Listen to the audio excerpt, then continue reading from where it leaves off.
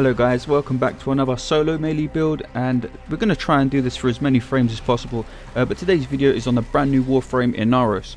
Inaros is a very tanky frame in the sense that he's able to regenerate massive amounts of health and armor, and that is my Steam going off, which I should have muted, as well as being able to control the battlefield of CCs, which makes him ideal for a melee and solo build.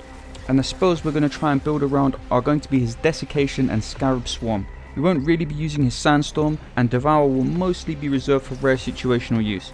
Desiccation, the spell we'll be making the most use of, will have you sending out a cone-shaped wave that will stun enemies and pretty much acting as a blind. It will do a little bit of damage, but most importantly, it will open them up to melee finishes. Landing these melee finishes with Inaros will heal you for a significant amount depending on how much power strength you have modded into the build.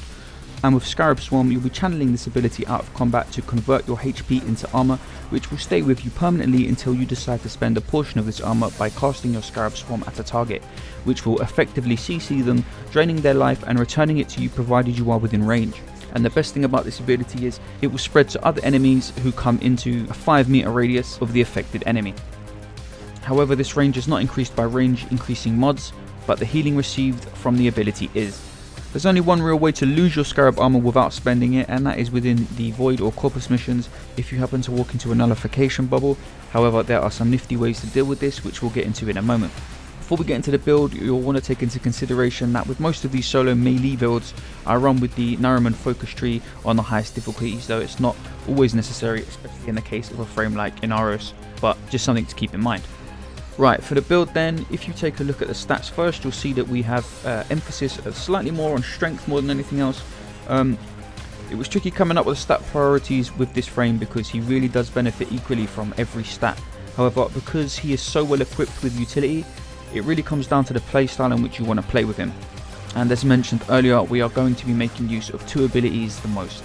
With Desiccation, range and duration are great quality of life improvements, however the life steal is the most important factor within the mechanic, and for that reason we prioritize strength, which increases the amount of life return received. As with Scarab Swarm, duration and range will make use of the casting and healing ease of use, however it will not affect the range in which the CC will spread, and we want to get as much healing as possible from the ability, thus strength again being of most importance. It's also worth reminding you that this is a melee build, and as such we will be spending 90% of the time up close and personal.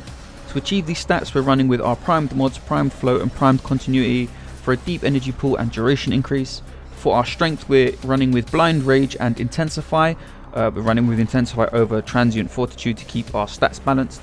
For our defensive mods we're running with a maxed vitality, steel fiber and armored agility mods. Now Inaros is a pure HP and armor frame. With these mods he is sitting at 4620 HP and 510 armor, and this is before the 100% base armor increase of Scarab Swarm, which equates to some insane defensibility. Now you'll notice that the stat we've chosen to prioritize last is efficiency. The reason we can afford to do this is because Inaros is a frame with no shields. All of the damage he receives will be taken directly from his HP. For this reason we throw in a rage mod which will allow him to constantly be regenerating energy, which synergizes so well. I think it's probably the best mod to frame synergy I've seen since Trinity's Blessing build. Now for your Aura and Exilus mod, feel free to experiment and put what you want, as well as changing this stupid dash polarity slot if you feel the need. For the playstyle, you literally want to be spamming your Desiccation and following up with a melee finisher to keep your health up.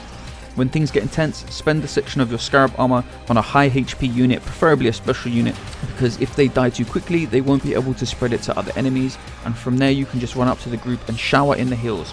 Now when it comes to nullification bubbles, you have two options. Either you can run a very high fire rate secondary to rip through them, or if you want to stay true to the melee build, you can hold off engaging until you find a large group of enemies, cast your Scarab Swarm on them, then fly into the bubble, take them out, then immediately head back to the swarmed enemies, and at this point begin reapplying your Scarab armor, and any vitality spent to do so will be counteracted by the healing received from the swarmed enemies. No drama. Okay guys, that's the build. If you liked the video, please leave a like and consider subscribing for more Warframe content coming soon. Alright guys, take care.